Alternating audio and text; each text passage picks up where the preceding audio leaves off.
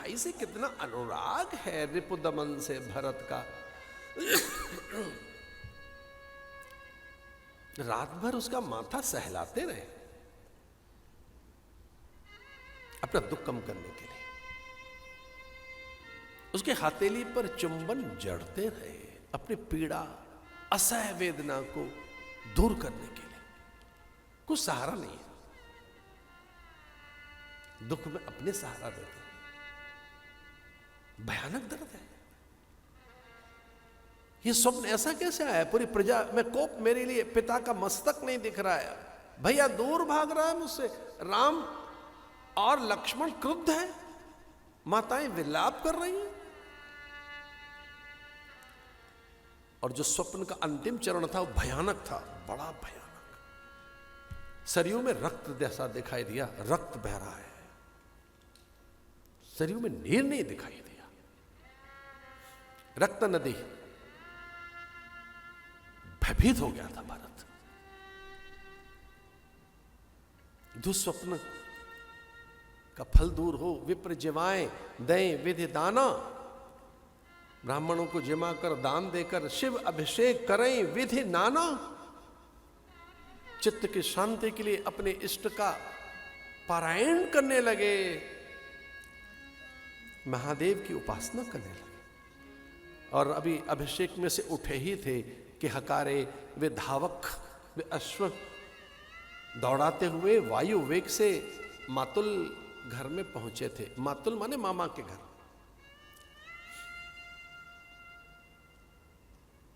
अविलंब पत्र हाथ से लिया था उन्होंने, क्योंकि पाती ऐसे दिखाई उन सेवकों ने, पाती ली।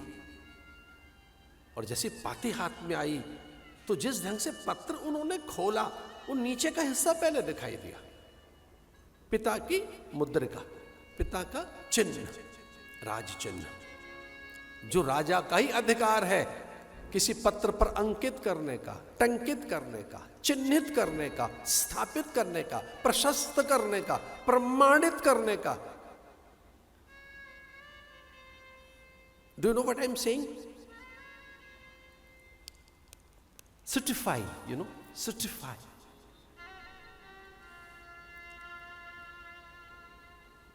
The documentation, document, authenticate document, वो भी राजा का। तो नीचे देखा है पिताजी का पत्र है सामान्य, नीचे लिखा है वशिष्ठ गुरु शुभ चिंतक और ऊपर प्रिय भरत। बीच की पंक्तियां बड़ी व्याकुल कर रही हैं, शीघ्र अवध लौटो। मैं नीति सिखा रहा हूं आपको। उन सेवकों से यह नहीं पूछा भरत ने कि हुआ क्या है वहां। उन्हें लगा कि पता नहीं सेवक क्या बोल देगा, जो सत्य है ये बता नहीं पाएगा, इसकी धारणाओं में क्या है, इसकी सोच में क्या बसा है। वहां जो अघटित हुआ है, जो कुछ अमंगल हो गया, वहां जो अनिष्ट हो गया है, क्योंकि मेरे पिता का प्रशस्त यह प्रमाण पत्र है गुरु का, इसमें पिता का समाचार नहीं, माताओं का आदेश नहीं, भैया राम की कोई सूचना नहीं, अयोध्या की कुशलता के कोई समाचार नहीं, इसमें तो मनुहार नहीं कि जल्दी आओ।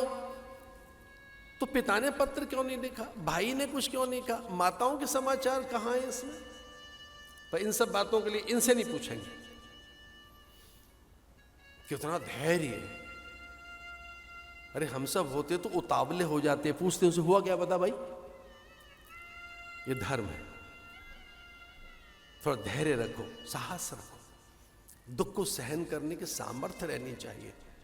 और जो अधिकारी नहीं है उनसे सही सूचना हाथ तक पहुंचेगी भी नहीं। जो पात्र नहीं है, योग्य नहीं है, वे केवल पत्रवाहक ही तो हैं, डाकियों को पूरी बात का क्या पता। पहुंचे अयोध्या में,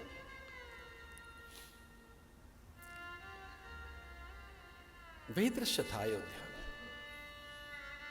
सरयू चुप, शांत, मौन, स्थिर, व्यथित, भयानक, पीड़ित, सुचि रहित। अवध में भयानकता, मौन, कोई भरत को देखना नहीं चाहता। एक भरत कर सम्मत कहीं, एक उदास भाई सुन रहें।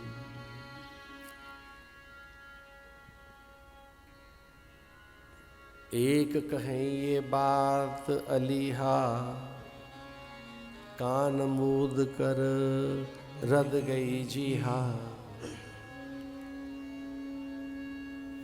कितने प्रकार के लोग अयोध्या में।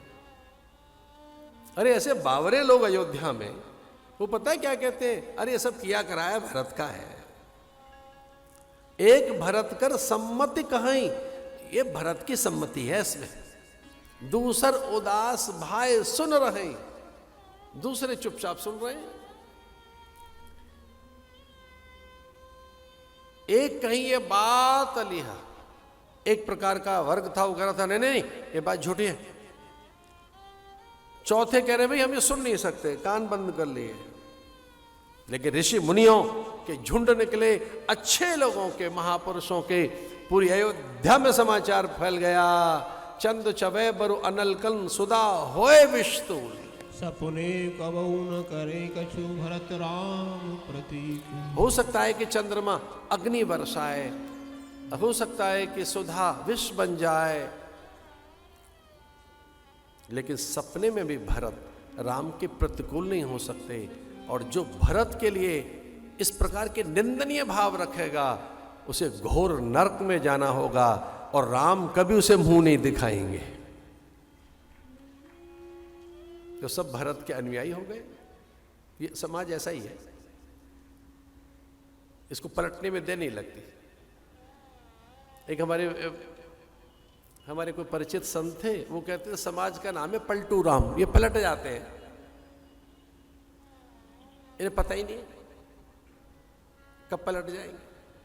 अपने सुख सम्मान के लिए, अपनी संवेदनाएं चाहिए इनको, तो अपनी हित सिद्धि के लिए।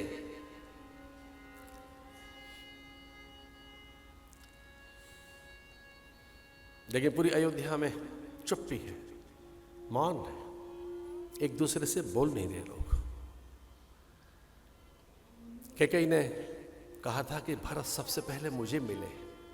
अपने गुप्तचर लगाए थे कैकेयी, अपने गुप्तचरों से कहा था बस एक भूल ना हो जाए, कहीं भरत गुरु से न मिलने पहले।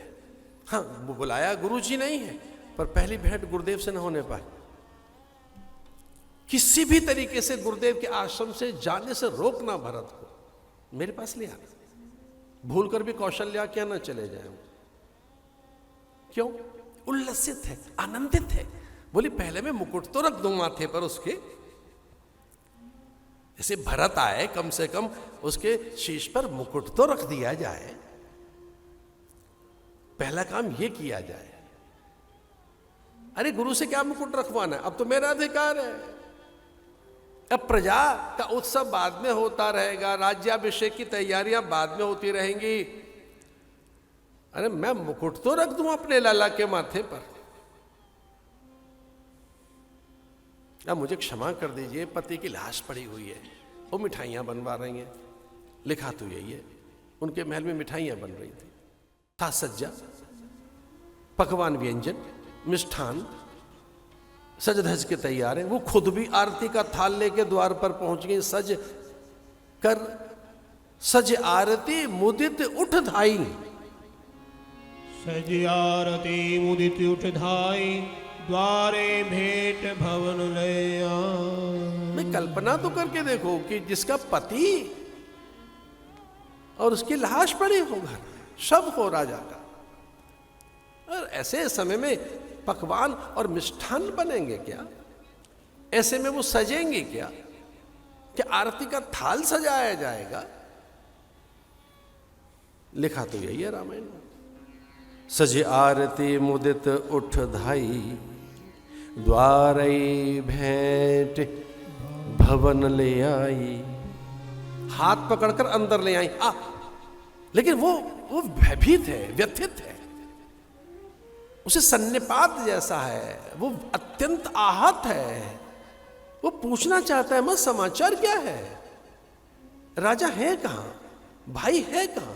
लखन कहां है? पूरी अवध की स्थिति अनाथ जैसी, ये हुआ क्या है? लेकिन देखिए वो कहां से आरंभ करती है बात। अधिक समय नहीं लगाना चाहते हम, समय का अभाव भी है। तात बात में सकल समारी, भई मंथरा सहाय विचार।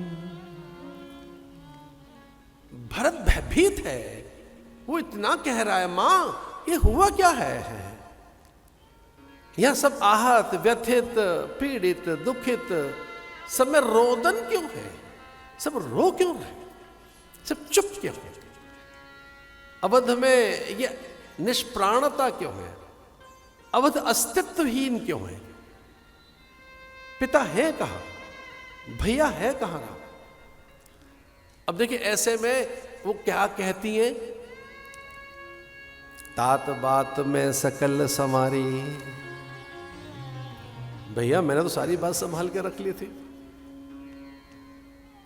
और हां ये मंथरा न होती तो सारे काम बिगड़ जाते।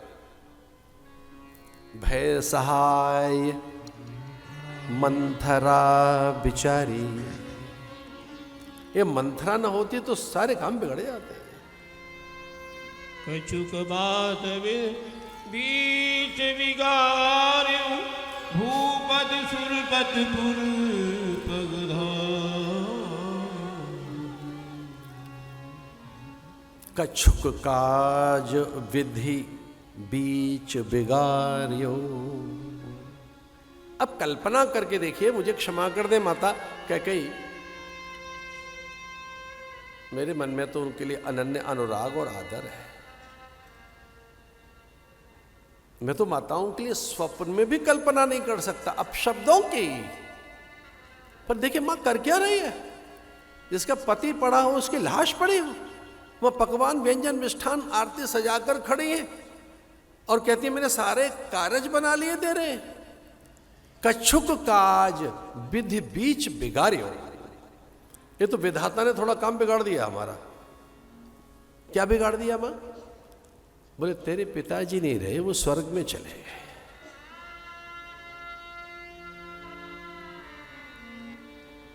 और वो रेशमी रुमाल उघाड़ कर मुकुट दिखाया, देख इक्ष्वाकु वंश परंपरा के प्रतापी सम्राटों का मुकुट मैंने तेरे पिता के माथे से उतार लिया, अभी तेरा है। राजदंड, राजवस्त्र, समूची वसुधा के वैभव का एकमात्र भोक्ता मेरा भरत।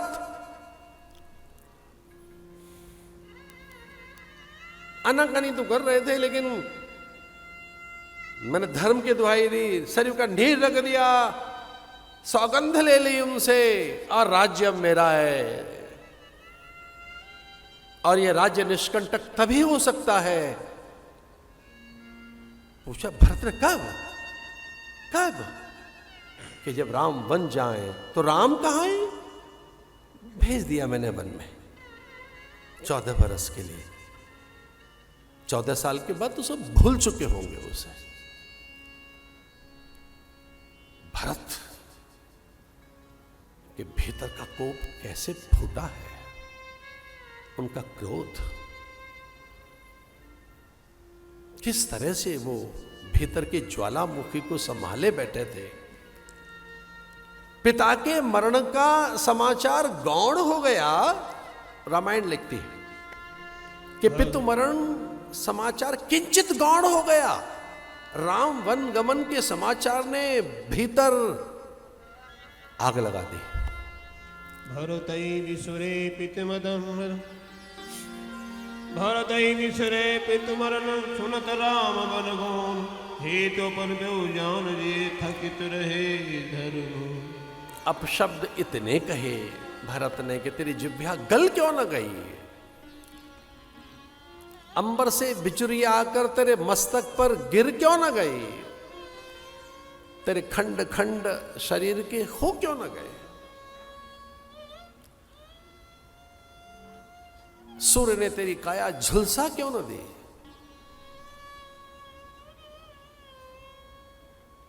बहुत अपशब्द कहे मां को।